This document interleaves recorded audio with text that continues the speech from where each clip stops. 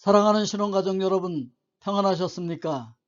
오늘은 부활의 신앙과 삶이라고 하는 제목으로 함께 은혜를 나누기를 원합니다. 사람들이 똑같이 교회를 다니고 예배를 드린다고 해도 그 신앙의 컬러들이 다 다른 것처럼 예수님 당시에 유대인들은 이 신앙의 색깔들이 다 달랐습니다. 특히 대표되는 몇 가지를 살펴보면은 사두개파라고 하는 사람들의 신앙의 색깔이었었습니다. 그들은 제사장 사독의 후손들과 또 대제사장들과 그들에게 충성하고 있었던 친척들과 그리고 예루살렘의 아주 부유한 귀족들로 이루어져 있었습니다. 그들은 유대 자치사법기구였었던 사내들인의 대부분의 회원들이었었고, 자신들의 정치적인 기득권을 유지하기 위해서 헤롯 왕궁이나 아니면 로마에서 파견된 집정관들과 아주 긴밀한 관계를 맺고 자기들의 기득권을 잘 유지하며 살아가고 있었던 사람들이었습니다.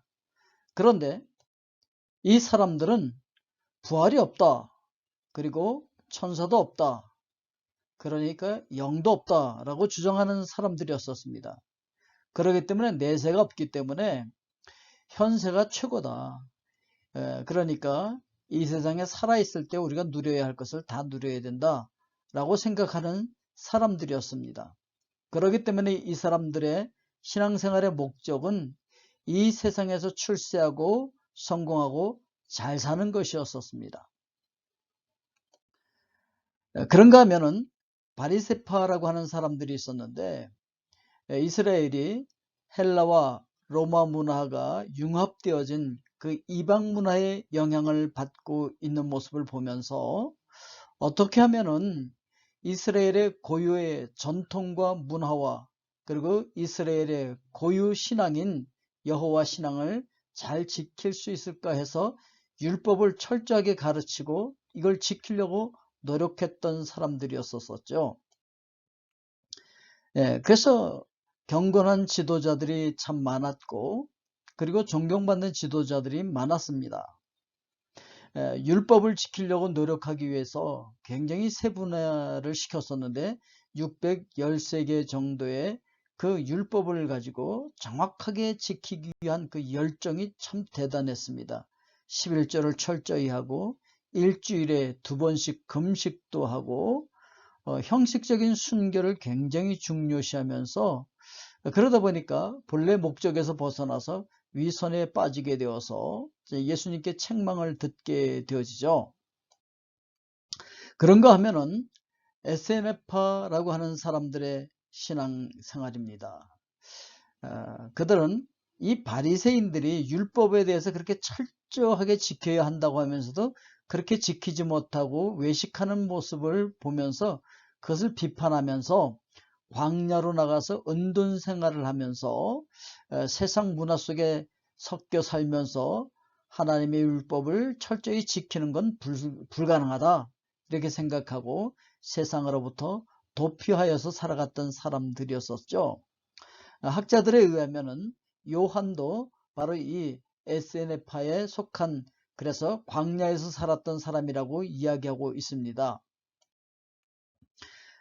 그러면서 그들은 굉장히 신비적인 그리고 금욕주의적인 그런 삶을 살아가게 되었었는데, 아주 유명한 그 SNF파의 공동체 중에서 쿰난 공동체라는 것이 있는데, 거기에 살던 사람들은 사해 주변에 있는데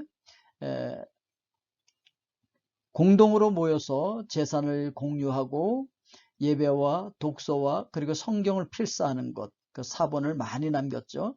나중에 이 사해 쿰난 동굴에서 사해 사본이 발견되어져서 우리에게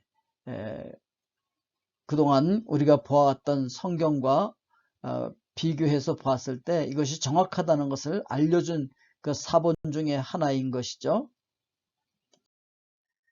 그런 공동체에 속했던 세례 요한이 세례받으러 나오는 무리들, 유대인들을 향해서 독사의 자식들이라고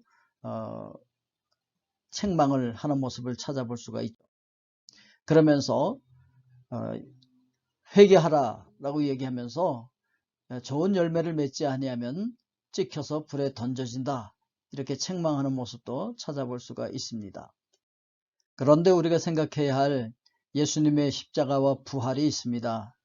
먼저 예수님의 십자가를 생각해 보면은 우리 죄값을 대신 갚아주시기 위해서 예수 그리스도께서 육신을 입고 이 땅에 오셔서 십자가 위에서 우리 죄값을 대신 지불하기 위하여서 피 흘리며 죽어주셨다라고 성경은 우리에게 가르쳐주고 있습니다. 그래서 베드로전서 1장 18절 말씀을 보니까 너희가 알거니와 너희 조상이 물려준 헛된 행실에서 대속함을 받은 것은 은이나 금같이 없어질 것으로 된 것이 아니요 오직 흠 없고 점 없는 어린 양 같은 그리스도의 보배로운 피로 된 것이니라, 이렇게 말씀하고 있어요. 그럼 왜 꼭 피를 흘려서 우리 죄를 대속해야 할 이유가 있을까요? 그것은 바로 육체의 생명이 피에 있기 때문에 그 피가 죄를 속한다라고 성경이 이야기를 하고 있습니다. 죄의 삭시 사망이기 때문에 죄값을 지불하려면은 생명의 값을 줘야 되는데 생명은 피에 있기 때문에 피를 흘려 주어야 한다라고 하는 것이죠. 그래서 구약에는 모형으로 양이나 염소나 소를 잡아서 죄를 지을 때마다 그 피를 흘려서 제사를 지내야 했지만 바로 그 원형이신 예수 그리스도께서 이 땅에 오셔서 단번에 피 흘리고 제사를 지내주심으로 말미암아 우리 죄값을 다 지불해 주셨다, 이렇게 말씀하고 있는 것이죠. 그렇게 함으로 말미암아 예수 그리스도께서 대속해 주심으로 우리가 누릴 수 있는 것들은 바로 예수 그리스도께서 그렇게 상하시고 찔리시고 그렇게 함으로써 우리 죄 문제가 해결되어지고 그가 징계를 받음으로 우리의 마음의 평화를 누리게 되어짐으로써 우리 마음의 질병이 해결되어지고 그가 책찍에 맞음으로써 우리 육체의 질병이 치료함을 받게 되어진다, 이렇게 성경은 이야기를 하고 있는 것입니다. 전인적인 구원의 역사가 일어나게 된다라고 하는 것이죠. 그래서 우리는 다 양 같아서 그릇 행하여 각기 제 길로 갔지만 여호와께서는 우리 모두의 죄악을 그에게, 즉 예수님에게 담당시켜 주셨다, 이렇게 말씀하고 있는 것입니다. 자, 그런데 그 죽음으로 끝나지 않고 예수 그리스도께서 살아나셨다는 거죠. 부활하셨다라고 하는 것입니다. 그런데 그것을 막달라 마리아에게 나타났다라고 이야기하고 있는데 그 당시에 여자들은 법정에서 증언을 할 수가 없었습니다. 여자 말을 믿어줄 수가 없다라고 하는 것이죠. 하물며 7 귀신 들렸던 막달라 마리아가 예수님이 부활했다라고 얘기하면 아무도 믿지 않을 겁니다. 그럼에도 불구하고 첫 번째 증인이 그 막달라 마리아다, 이렇게 얘기하고 있는 것은 성경이 사람들이 누구를 믿게 하려고 일부러 꾸며서 쓴 것이 아니다 라고 하는 것을 이야기해 주고 있는 것이죠. 그리고 예수 그리스도께서 부활하셨을 때 그것을 지키고 있던 군인들을 불러서 이렇게 얘기하죠.